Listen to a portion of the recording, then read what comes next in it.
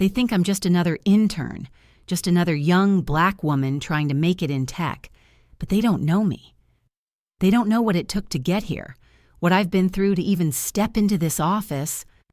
I walk in, the cold Seattle wind brushing past me, and I can feel it already, the weight of eyes, some curious, some skeptical, some silently judging. My bag is heavy, but it's not just the laptop and notebook.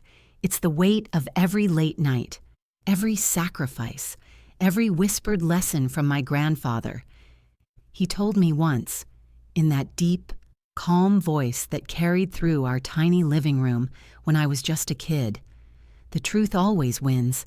Taliyah. You just have to be ready to show it at the right moment. I carry that with me now, like a shield, like a secret weapon no one else can see. I settle into my desk, tapping open my laptop, my fingers hovering over the keyboard like they're rehearsing a symphony. I review every slide, every note, every prototype, making sure that when I present, there will be no doubt. Not in the ideas, not in the data, not in me. I glance around the office, noticing the posters, the tech jargon on the walls, the hum of fluorescent lights, the click-clack of keyboards, the faint murmur of conversations floating across the open space. Every little sound sharpens my focus. I'm hyper-aware because I know this world doesn't just reward talent, it rewards the ones who know how to survive it. I remember the first time I realized that being black in this industry meant I had to work twice as hard, smile twice as much, be twice as smart just to be seen. The subtle glances, the, "Oh, that's interesting," in a tone that says, "Maybe not for you." The questions in meetings, "Are you sure that's feasible?" When they never asked anyone else that, I felt it all. But sitting here, now, I feel something else rising inside me. Determination. I have spent weeks perfecting this demo, testing algorithms late into the night while the city sleeps, sketching ideas on napkins in coffee shops, explaining concepts to anyone who would listen, and even those who wouldn't. Every tiny moment has led me here. I open the demo for the 100th time, and the little green lights blink back at me like a pulse. My heart sinks with it. I can almost hear my grandfather's voice in my head, telling me, "Control what you can, Taliyah. Let the rest unfold." I nod to myself, taking a deep breath, imagining him right there beside me. There's a calmness in it, a quiet power, that makes the office feel smaller somehow, more intimate, even though I know the stakes are high. My desk is my battlefield. Every sticky note I place, every diagram I sketch, every color-coded chart is a weapon in the war of ideas. I catch a glimpse of my reflection in the monitor, and I see more than just myself. I see all the little Taliyahs who dreamed of this, who faced doubt, who faced dismissive laughter, who faced rooms that weren't built for people like us. And now, this Taliyah has a chance to take it all, to show them not by yelling or demanding, but by quietly, deliberately, proving she belongs. The hum of the printer in the background, the faint scent of coffee, the occasional murmur from the break room, all of it becomes a soundtrack. Every glance at my notes, every click of the mouse, every keystroke builds tension.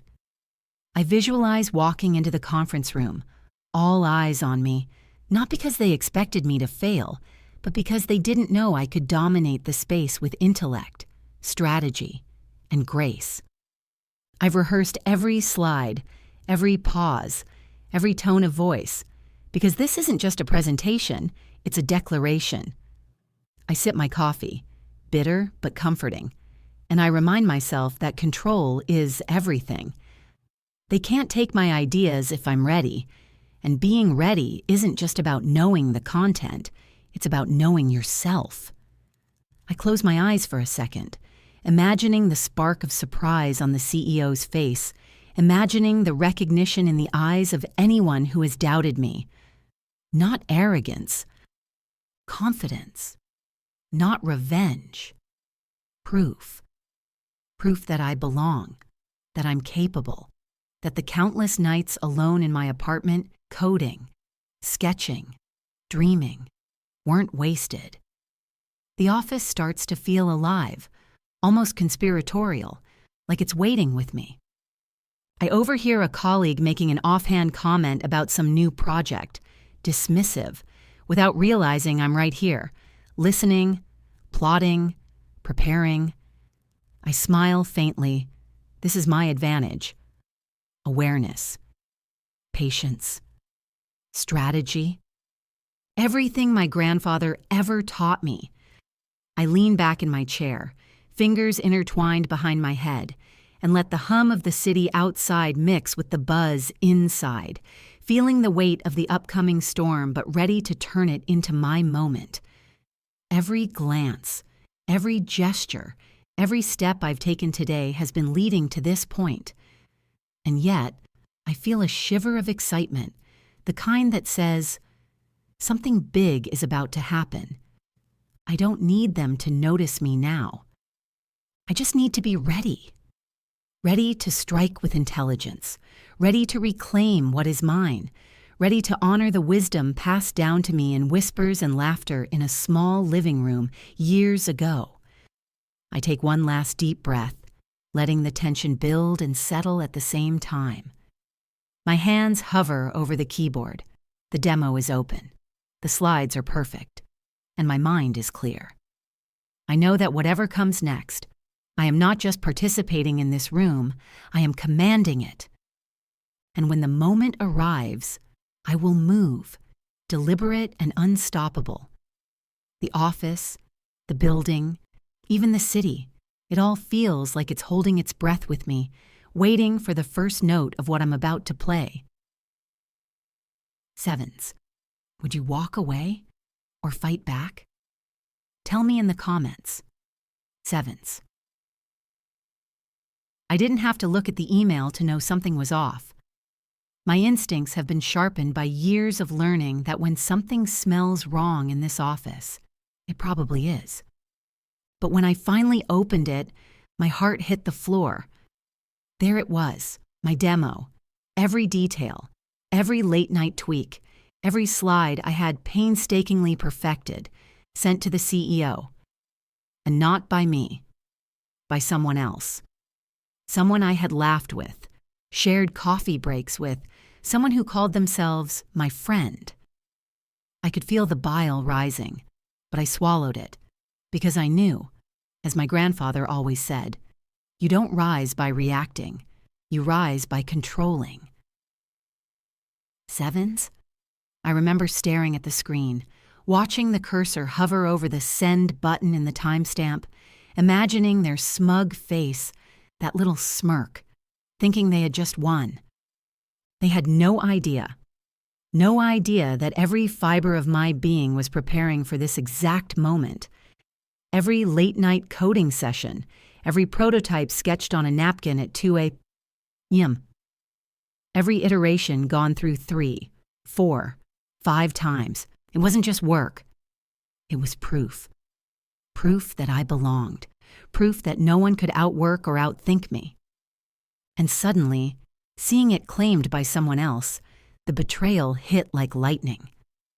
But the fire it sparked wasn't just anger, it was focus.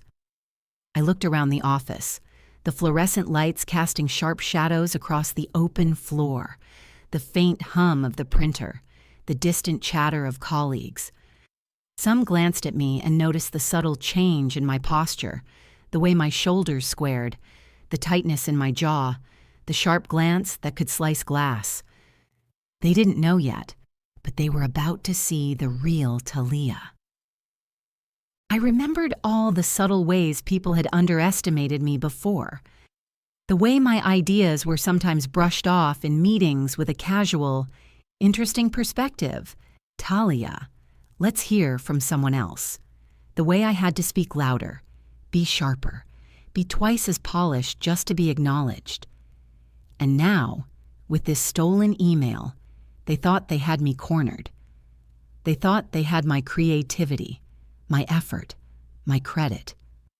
But I had something stronger: patience, strategy, and the certainty that the truth would out. I leaned back in my chair, exhaling slowly, my fingers brushing the edge of my notebook, feeling the weight of every annotation, every scribble, every post-it that told the story of this project.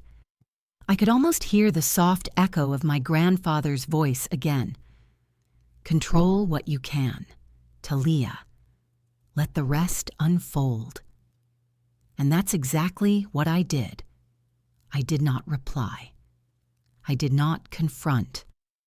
I let the email sit there like a ticking time bomb, knowing the right moment to strike would come, and when it did, it would be decisive. Meanwhile, the office moved around me, oblivious to the storm brewing behind my eyes. I watched my colleagues pass by, some laughing, some scrolling on their phones, some already gossiping about the demo. My mind, however, was working like a chessboard. Every movement calculated, every potential reaction anticipated, every possible scenario considered. I wasn't just thinking about reclaiming credit. I was planning a masterstroke, one that would expose the truth without me losing my composure or dignity. And then came the subtle hints of their overconfidence. Little brags in Slack messages, quiet boasts over coffee. Yeah, I finished the demo this weekend, really pulled it together. Their arrogance filled the room like smoke, thick and almost visible. I felt the familiar heat of frustration rise, but instead of letting it consume me, I converted it into clarity. I wrote down a plan in my notebook, each step a precise countermeasure, each bullet point a way to reclaim what was mine. This wasn't revenge, it was execution. I watched them walk past my desk again, this time with a faint smirk, thinking they had fooled me. But I knew the cracks in their story. I knew the timestamps, the version histories, the prototypes they could never have built without my guidance. I began to catalog it silently, mentally rehearsing how I would present it, how I would let the evidence speak louder than any words of anger ever could. My heart raced, not with panic, but with the thrill of anticipation. I was about to turn the very betrayal into my advantage. The tension built in the office like static electricity, every click of a keyboard, every muffled conversation, every ring of the phone adding to the pressure. I imagined walking into the conference room, everyone expecting a routine presentation, unaware that a storm was coming. I could almost see their faces when I dropped the evidence on the table, when the truth finally pierced through their smug facades. And I smiled, quietly, because I knew that storm would be mine, controlled and inevitable. I closed the laptop, letting my fingers rest lightly on the keys, feeling the pulse of the room sync with my own. I glanced at my reflection in the window overlooking Seattle, the city sprawling below like a quiet witness. I saw a young black woman, underestimated, overlooked, underestimated again, and yet unshaken, unbroken, ready to reclaim what was hers with intellect, grace, and precision. I whispered to myself, not today. Not ever. The email might have been sent, the theft might have occurred, but control was mine, patience was mine, and the moment to strike would be mine too. I imagined the conference room, the CEO seated at the head, my colleague brimming with false pride, and me walking in, calm, collected, every step deliberate, every glance meaningful. I imagined the tension snapping, like a bowstring, as I revealed not just my work, but the strategy, the thought process, the innovation that no one else could replicate. I would not yell, I would not accuse, I would show, and in showing, The truth would land harder than any accusation ever could. And just for a heartbeat, I allowed myself the satisfaction of imagining their faces, the confusion, the sudden realization, the shock as they recognized what had truly been mine all along. I felt the fire of betrayal transform into something more powerful. Anticipation, clarity, and an unshakable resolve. I was no longer reacting. I was orchestrating. I was no longer a victim. I was a strategist. I was Taliyah.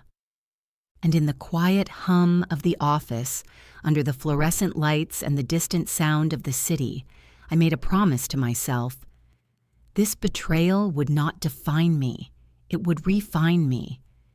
It would be the instrument through which I proved my worth, my intelligence, my right to be seen, recognized, and respected. I picked up my notebook, fingers tracing the bullet points I had written, the mental rehearsal of how I would speak, how I would demonstrate, how I would let the evidence shine brighter than the smirk of any colleague ever could. And as I stared at the screen, feeling the weight of the stolen demo, I smiled, quietly, because I knew every storm passes, every truth emerges, and when it does, it lands with unstoppable force. The betrayal was just the opening act. My symphony was about to begin. Devins, be honest. What would you do if it was you sitting in that room? Drop your thoughts below. I want to hear you. Sevens. I've never been good at pretending, never been good at letting things slide.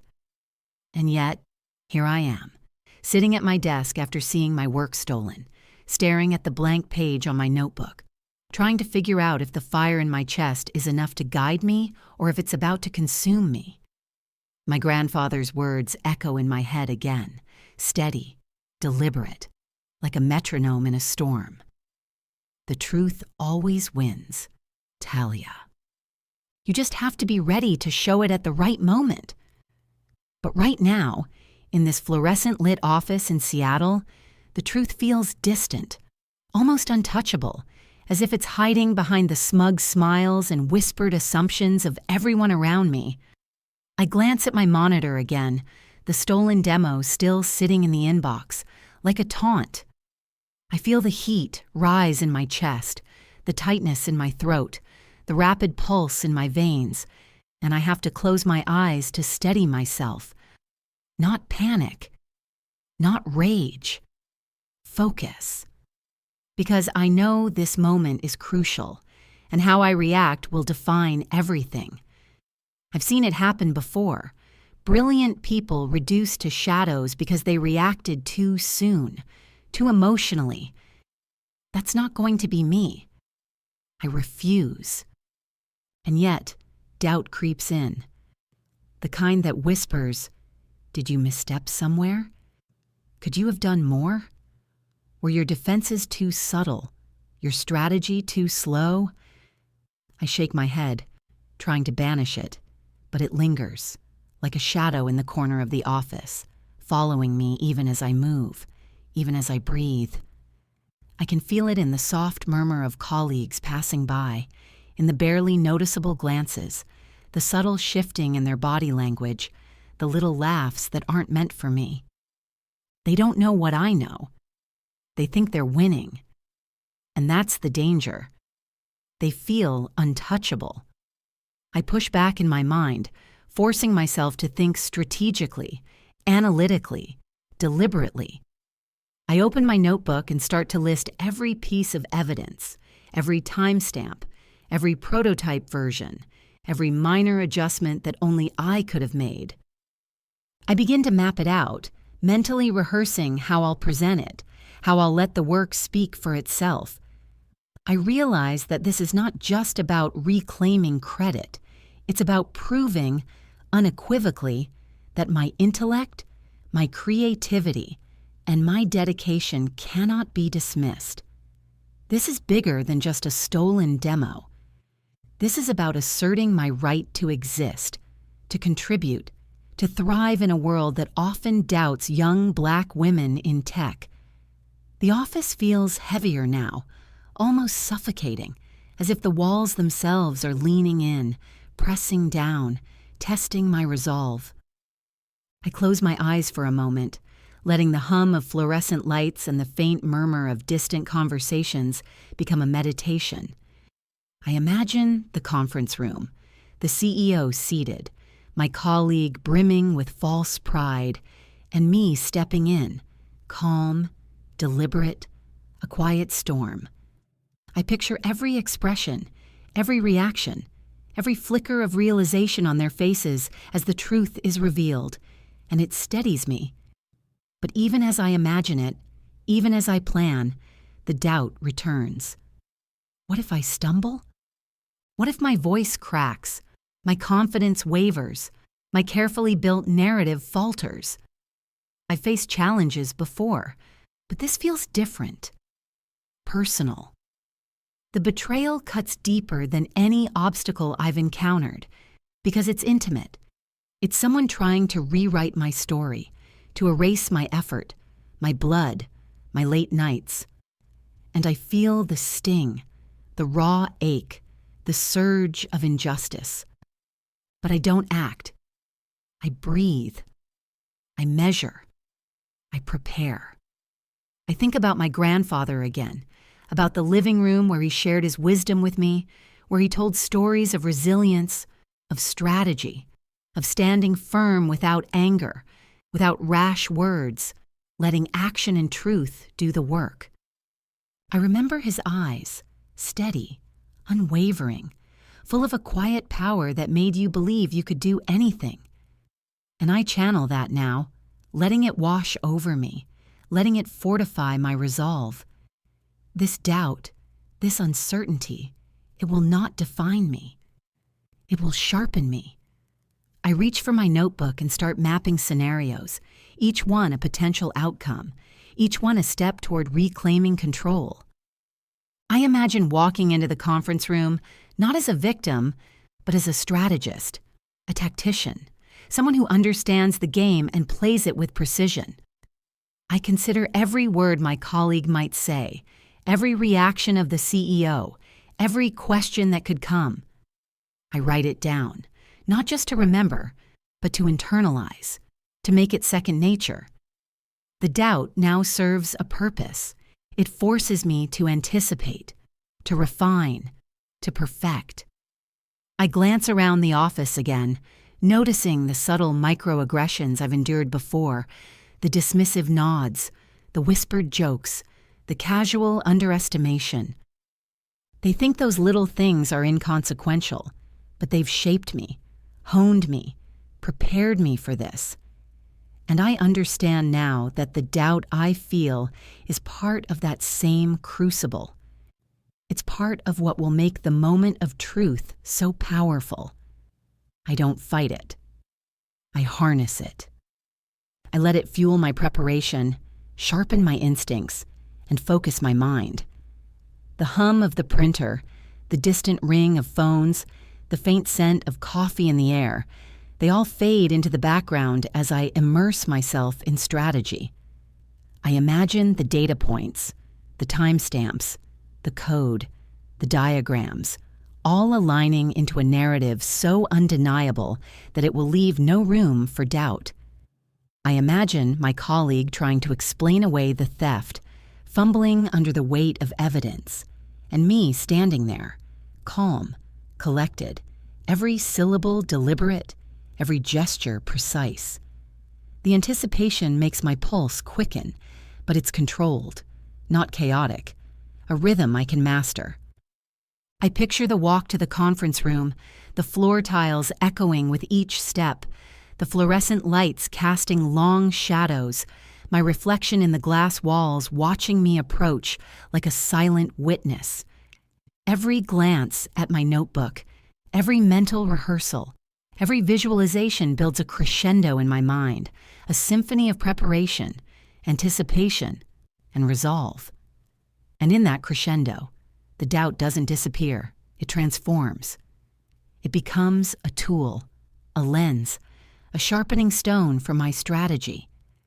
And as I sit there, notebook open, pen poised, heart steady, I know that this moment, this storm of doubt and betrayal, is not the end. It's the forge that will create the Taliyah who walks into that conference room and turns the tide. The Taliyah who is not just reacting, but commanding, not just surviving, but defining, not just proving her worth, but asserting it with clarity, intelligence, and undeniable truth. I close my eyes for a moment, letting the weight of the office, the city, the stolen demo, the betrayal, the doubt, all settle into a singular focus. I can feel it coalesce into something powerful, something unstoppable. I am ready. Not yet to act, but ready to act. And when the time comes, the preparation, the patience, the strategy, all of it will explode into a force they never saw coming. The doubt has served its purpose. It has made me sharper, smarter, more relentless. I am poised, and the moment of truth is approaching. And when it arrives, I will be ready to turn betrayal into triumph, theft into recognition, doubt into undeniable proof of who I am. Heavens! I woke up that morning with the weight of the stolen demo still pressing against my chest, but instead of anger, there was focus. The kind of focus that sharpens your senses, that makes every sound, every shadow, every detail in the office feel like a clue, a piece of a puzzle waiting for you to solve. I could feel the electricity in the air, the hum of anticipation, even before I touched my coffee cup. I stared at the reflection in the mirror, eyes sharp, jaw set, and whispered to myself, "Today, you take it back. Today, you show them." Heavens! I arrived early, the office empty except for the soft whir of the air conditioning and the occasional distant car horn echoing through the streets of Seattle. My desk was organized, my notebook open, my laptop humming quietly, ready for me to breathe life into every idea, every algorithm, every line of code I had painstakingly crafted. I opened the demo again, and this time, I wasn't just checking for errors. I was imagining the reactions of everyone in the conference room, visualizing how each moment would land, each slide, each animation, each data visualization, a dagger of undeniable truth aimed at the heart of disbelief. I rehearsed the demo over and over, pacing the floor like a performer preparing for a one-woman show, each movement deliberate, each pause intentional. My voice, when I spoke the lines aloud, was calm, measured, authoritative. I practiced intonation, the subtle shifts that convey confidence without arrogance, that command attention without demanding it. The hum of the fluorescent lights became my metronome, the ticking of the wall clock, the drumbeat of anticipation.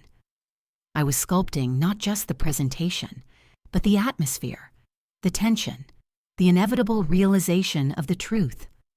I imagined my colleagues standing there, smug, thinking they had stolen my work, not realizing that the real weapon wasn't in the slides, but in how I wielded them. Every bullet point, every diagram, every interactive feature was a calculated reveal, a crescendo of logic and creativity that no one could dispute. I rehearsed how I would walk to the projector, how I would click through the slides, how I would use gestures to guide attention without overdoing it. I practiced looking around the room, making eye contact that held weight, that commanded recognition without saying a word. Hours passed in a blur of movement and repetition, coffee cups piling up, sticky notes multiplying across my desk. I built contingency plans for every possible interruption, every question the CEO or my colleagues might throw at me. What if they tried to interrupt? What if they dismissed a point? What if they questioned my authority? I rehearsed responses for each scenario, precise, confident, and grounded in fact. This preparation wasn't just practice. It was armor, sharpened and ready for the storm.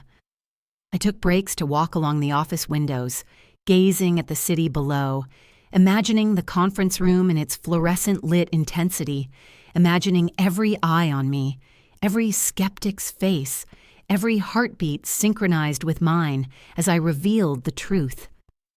I visualized the revelation of the timestamps, the prototypes, the progress notes, all of it, undeniable, irrefutable. I rehearsed the moment the CEO's eyes would widen, the subtle nods of understanding from those who had doubted me, and yes, the faltering smiles of my colleague, forced to confront the truth they had tried to claim as theirs. I practiced silence, too. Pauses are weapons, and I wanted each one to land like a drumbeat, giving the audience time to digest, to feel the weight of what I was showing, to see that control and preparation speak louder than anger or accusation ever could. I rehearsed the slow reveal of each slide, each animation, each piece of interactive data, until it became instinct, second nature. I could feel the rhythm, the cadence, the flow, as if I were conducting an orchestra of attention, guiding every gaze, every reaction, every thought in the room toward the truth. By midday, my desk was a battlefield of color-coded notes, highlighted diagrams, prototypes stacked meticulously, each annotated with potential questions and answers. I ran through the demo again, standing, pacing, gesturing, speaking aloud. I imagined the CEO leaning forward, my colleague shifting nervously, the room vibrating with anticipation even before I began. I felt a thrill, a spark, the kind that comes from knowing you are about to take control of a narrative, to reclaim what is yours with intellect, strategy, and grace. I even practiced minor theatrics, not for drama, but for impact. The slight pause before revealing a chart, the confident nod when introducing a solution, the controlled eye contact that communicates ownership without a single word. Every element was calculated, deliberate, essential. I rehearsed potential objections, visualizing how I would deflect them with precision, turning doubt into clarity, uncertainty into revelation. And through it all, I never lost sight of the emotional stakes. This was not just a professional victory, it was personal, familial, cultural. I felt my grandfather's presence with me in every gesture, in every word, reminding me that preparation, patience, and integrity are the forces that define true triumph. I thought of the younger Taliyah, the girl who dreamed of being seen, the girl who learned to navigate rooms where she was underestimated, and I honored her by perfecting every detail, by building a demo that could not be ignored, by shaping a performance that was more than a presentation, it was a declaration. As the afternoon sun dipped toward the horizon, casting long shadows across the office floor, I ran the demo one last time, aloud, moving through each step with deliberate precision, noting timing, intonation, gestures, pauses, all synced perfectly with the slides. I imagined the crescendo, the reveal, the undeniable truth landing on everyone in the room with the weight of a gavel striking in a silent courtroom. I smiled faintly, feeling the energy build in my chest, steady, controlled, electric, knowing that the storm was approaching, and I was ready to command it. I closed my notebook, took a deep breath, and allowed myself a moment of quiet triumph. I had turned doubt into strategy, frustration into preparation, betrayal into the weapon I would wield with confidence. I had rehearsed, refined, visualized, and internalized every detail. The showstopper demo wasn't just slides and code, it was me, embodied in precision, in poise, in unstoppable momentum. The moment of presentation was not just coming, it was inevitable, and I would walk into that room, calm, collected, commanding, and unstoppable. And as I glanced at the Seattle skyline through the office windows, the city lights beginning to twinkle, I felt the pulse of anticipation, the electricity of strategy, the thrill of mastery. I was ready. The preparation was complete. The stage was set. And soon, the truth would be undeniable, the stolen credit reclaimed, and the story rewritten by no one but me. Sevens. You won't believe what happens next. Hit subscribe so you don't miss it. Sevens. The moment I walked into the conference room, the air felt electric, charged with anticipation I could almost taste. Everyone was seated, the CEO at the head, my colleagues smirking slightly, convinced they had claimed victory. But I carried a different power, calm, poised, prepared. I could feel the rhythm of my heart, steady, matching the subtle hum of the projector warming up, the soft click of pens, the faint rustle of papers. Every detail mattered, every glance, every pause, every breath. I set my notebook on the table, opened my laptop, and for a heartbeat, the room fell into silence, as if sensing that something important was about to unfold. I began my presentation not with words, but with presence. My voice, when it finally spoke, was measured, magnetic, confident, carrying not just information but authority. I let the first slide appear slowly, the animation guiding the room's attention deliberately, leading them through my work like a story unfolding. I watched as eyebrows raised, eyes widened slightly, subtle shifts of posture as they followed my logic, my innovation, my thought process. And all the while, my colleague's smugness began to falter, like a shadow shrinking under the light of truth.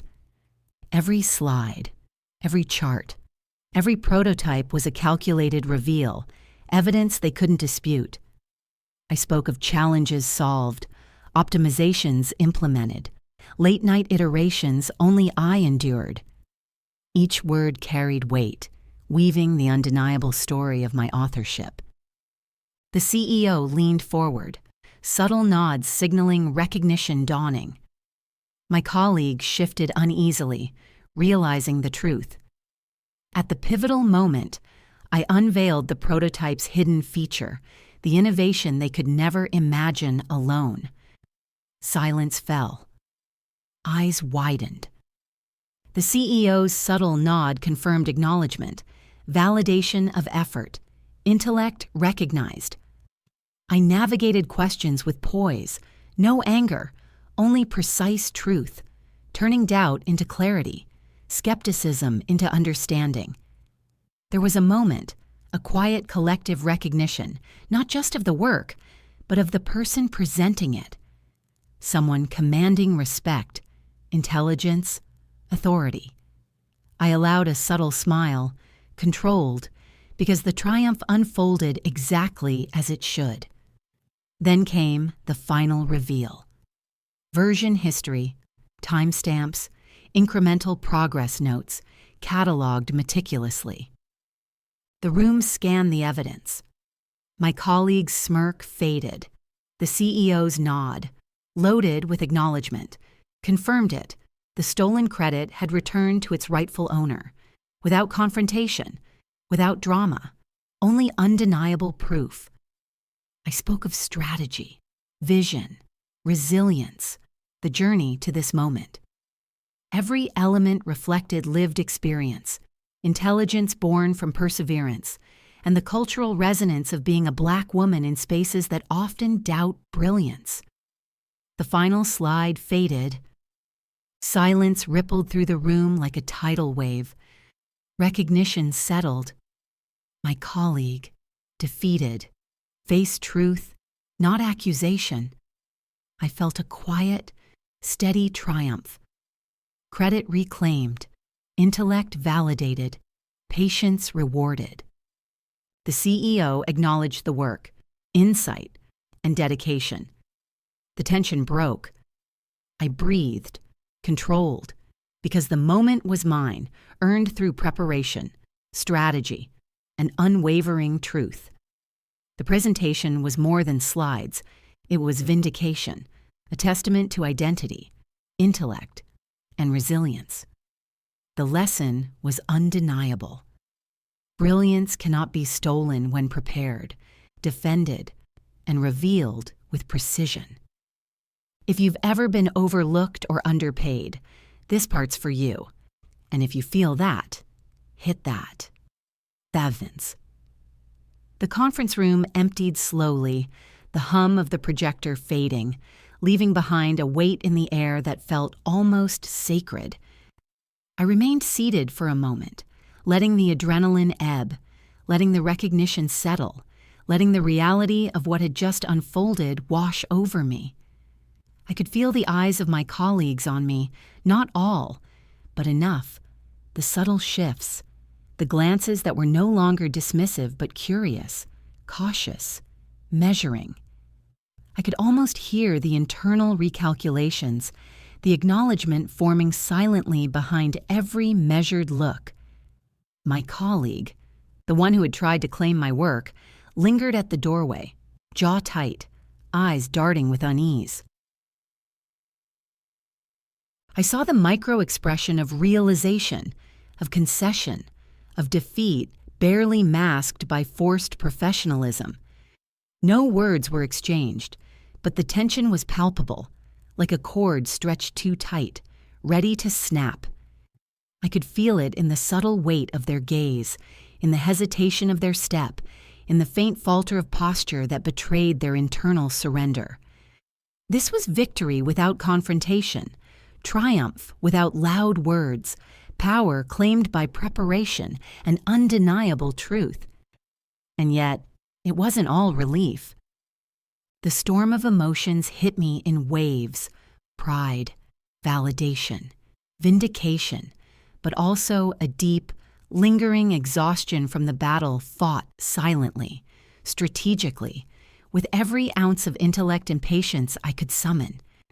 I felt the heat rise in my chest, the surge of adrenaline still lingering in my veins, the rapid pulse reminding me that this moment had been hard won, not just by preparation but by resilience, by strategic patience, by navigating a world that underestimated me at every turn.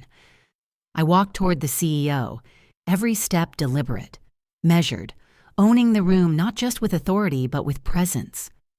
Their gaze met mine, steady, acknowledging, approving. The subtle nod of recognition carried more weight than any words could, affirming the invisible effort, the late nights, the mental gymnastics, the sleepless hours spent perfecting a demo that had almost been stolen from me. And in that nod, I felt the culmination of strategy, intellect, and integrity converging into a single moment of validation. Colleagues who had whispered, who had laughed quietly behind closed doors, now approached with tentative smiles, a new respect in their stance, a recognition that brilliance cannot be dismissed lightly, that preparation and persistence demand acknowledgement. And yet, in the midst of this, a pang of awareness hit me, the very subtle, persistent truth that victories like this are not just about recognition, but about claiming space, asserting identity, and reminding the world that talent and intellect will not be stolen without consequence. As I left the conference room, the weight of the city pressing gently against the windows, I felt the soft pull of tension still lingering. The halls that had once felt suffocating, filled with subtle microaggressions and dismissive nods, now hummed differently, reverberating with the echo of acknowledgement. Every step felt lighter, yet grounded, like walking on solid terrain after navigating shifting sands.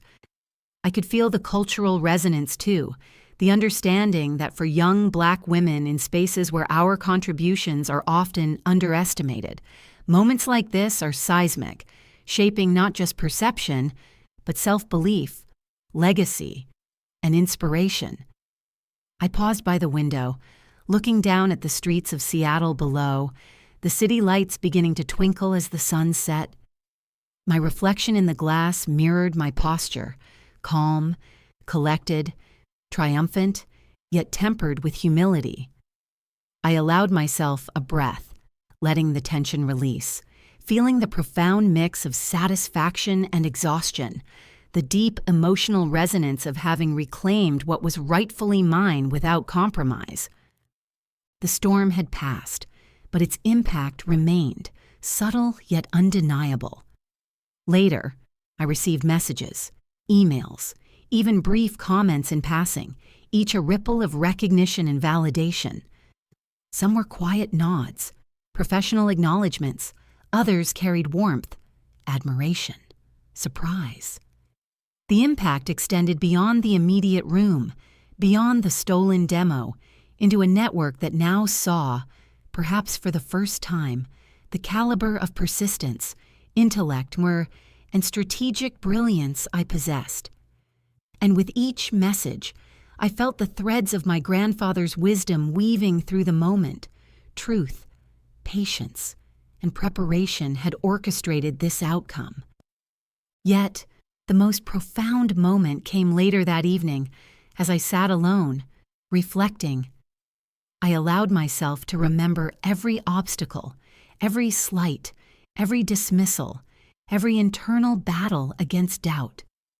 The realization settled in gently but firmly.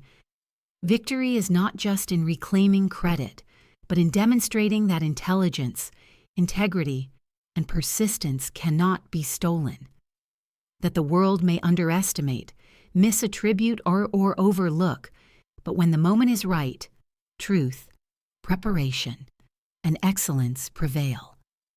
The credit had been reclaimed, yes, but more importantly, my confidence, my voice, my authority had been reinforced, indelibly, unapologetically.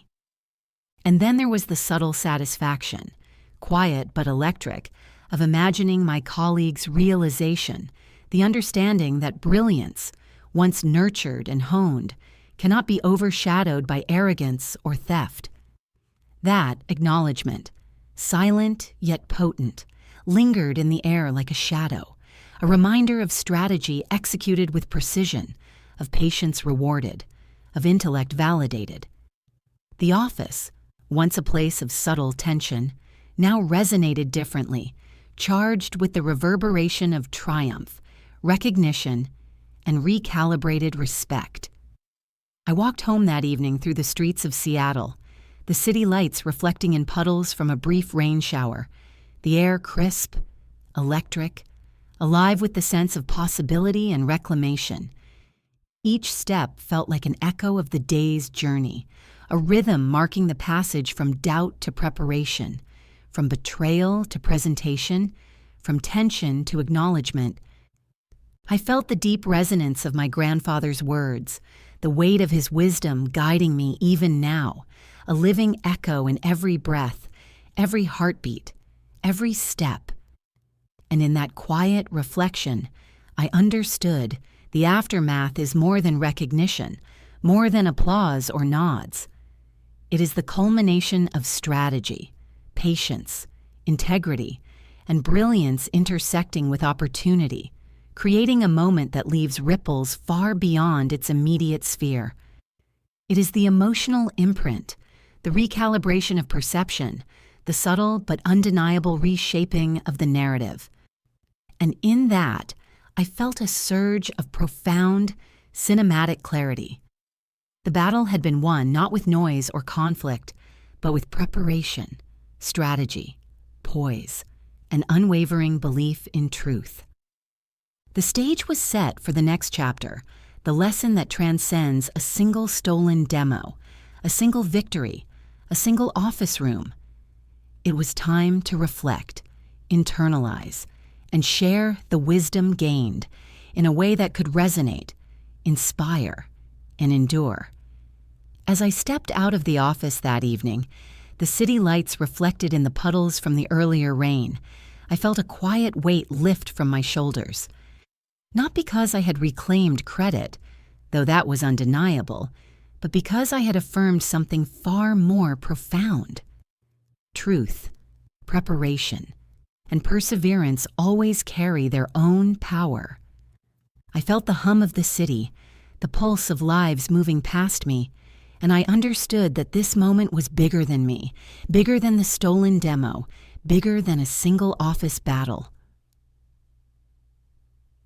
It was about identity, integrity, and the courage to stand firm in spaces that have historically underestimated us. I thought of my grandfather, his words echoing vividly in my mind. Su that luon tang, kon chi kan chung ming no jung luk. The truth always wins. You only need to reveal it at the right time. I carried that wisdom into every gesture, every plan, every strategy today. And now, as I reflected, I saw how it shaped not just my career, but the way I approached life, community, and mentorship. There is a strength in measured, intelligent action, in waiting, in preparation, in allowing your work and your ethics to speak louder than your frustration. It is a lesson I want every young Black professional, every colleague who has been underestimated, every friend navigating spaces that doubt their brilliance, to hear. Your work is your voice. When the world tries to claim it, your integrity, preparation, and persistence are the instruments with which you reclaim it. I had felt doubt, betrayal, frustration, but none of that dictated my actions. Instead, it fueled strategy, creativity, and poise. And in that restraint, in that deliberate effort to elevate truth over ego, I discovered power. True power. I realized these victories are never solitary. They are shared with ancestors who paved paths through adversity, mentors who whispered encouragement, and communities that recognize excellence under scrutiny. My grandfather's wisdom connected me to generations, reminding me that integrity and perseverance add to a larger tapestry of resilience. This transformed the day from a personal win into a collective affirmation. In the quiet aftermath, I felt a responsibility to lift others as I rise. Every young Black woman, every underestimated colleague, every mentee must understand that excellence paired with integrity can never be overshadowed. It is amplified. Claiming victories gracefully sends ripples of possibility into our communities, inspiring others to prepare, persevere, and reclaim what is theirs. I reflected on the subtle moments, the deliberate pauses, eye contact, rehearsed slides, undeniable evidence. Every choice was a lesson, every action a demonstration of how strategy and authenticity coexist to create influence. As the city lights flickered in rhythm with my heartbeat, I understood leadership, competence, courage, patience, and truth woven to reclaim space in environments that often overlook us. Beyond the office, I imagined young people watching, questioning whether their brilliance matters. I wanted them to hear this voice, to feel the cadence of strategy and perseverance, to know that reclaiming recognition is generational, cultural, and transformative. Later that night, I sat quietly, crafting a promise. Every victory must honor not just the self, but lineage, lessons, and community. My triumph was personal, yes, but also communal, a testament to ancestral wisdom, family perseverance, and asserting identity, excellence, and undeniable worth. And in that stillness, I understood the final lesson. Success is fleeting, recognition temporary, but integrity, patience, and strategic truth leave enduring ripples. Brilliance with preparation and unwavering truth becomes more than a victory. It becomes a beacon, a legacy. I smiled quietly, knowing reclaiming stolen credit was just one chapter. A story of resilience, intellect, strategy, and truth. About turning betrayal into triumph, embracing heritage, and teaching that brilliance is never stolen when paired with integrity. As city lights reflected across the room, I felt the pulse of possibility and the enduring power of lessons learned the hard way. The lesson is simple, yet immense. Always prepare, always persevere, always honor truth, and never let anyone dim the light of your brilliance. Because when you claim it with intelligence and grace, you lift yourself and everyone who comes after you. That is power. That is legacy. That is truth. Thanks for taking the time to listen to this story. If it spoke to you, hit subscribe and stay tuned for more stories that heal, inspire, and remind us who we are.